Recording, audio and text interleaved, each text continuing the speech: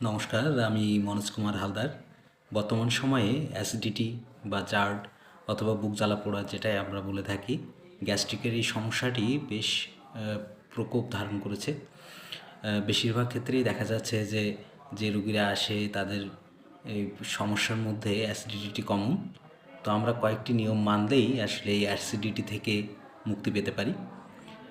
ওষুধ তো আমরা খাই এবং এখন সবাই নিজের মতো নিজেই কিনে খাচ্ছেন এবং ডম্পেরিডম বা ওমিপ্রাজল গ্রুপের ঔষধ সহ অ্যান্টাসিড বা এই জাতীয় যে ওষুধগুলো আমরা স্বাভাবিকভাবে খেয়েই থাকছি।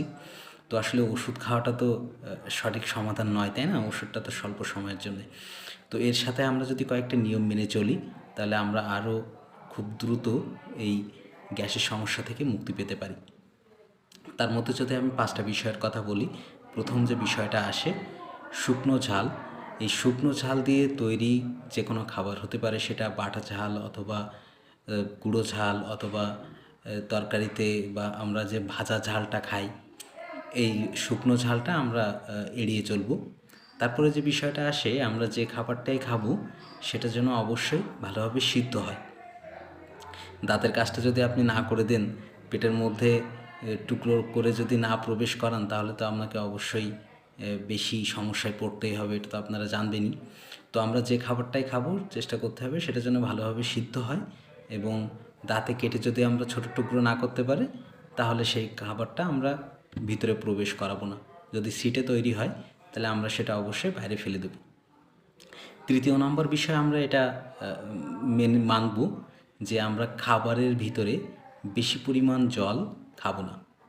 খাওয়ার 1 ঘন্টা আগে অথবা খাওয়ার 1 ঘন্টা পরে আমরা বেশি পরিমাণ জল খেতে পারি। আর এছাড়া খাবারের মধ্যে আধা গ্লাস থেকে 1 গ্লাস বা পরিমাণ মতো জল আমরা পান করব। চতুর্থ যে বিষয়টি, সেটি হচ্ছে আপনি যে ওষুধটি খাচ্ছেন, এই ওষুধটি যেটা খালি পেটে খাওয়ার কথা সেটা আপনাকে খালি পেটেই খেতে হবে। যেটা আপনি ভরা পেটে খাওয়ার কথা সেটা আপনি ভরা পেটেই খাবেন। এই নিয়মগুলো মেনে আপনাকে ওষুধ খেতে হবে। আর পঞ্চম যে বিষয়টি, সেটি হচ্ছে আমাদের খাবারের ক্ষেত্রে নির্দিষ্ট সময় মেনে চলা উচিত। আমরা কোনো একদিন সকাল 8টায় খেলাম, আবার কোনো একদিন সকাল 11টায় খেলাম, এরকম না করে নির্দিষ্টভাবে সকালের খাবারটা আমরা 8টা থেকে 9:30টার মধ্যে খাওয়ার চেষ্টা করব। দুপুরের খাবারটা 12টা থেকে 2:30টার মধ্যে খেয়ে নেব এবং রাতের খাবারটা 8টা থেকে 9টা বা সর্বোচ্চ 9:30টার মধ্যে খেয়ে নেব। আর এখন শীতকালীন সময়, এই সময় আমরা গরম কাপড় বেশি পরি, যার কারণে আমাদের অনেকে আবার এই সময়ে স্নান করতেও দ্বিধাবোধ করেন বা অনেকে স্নান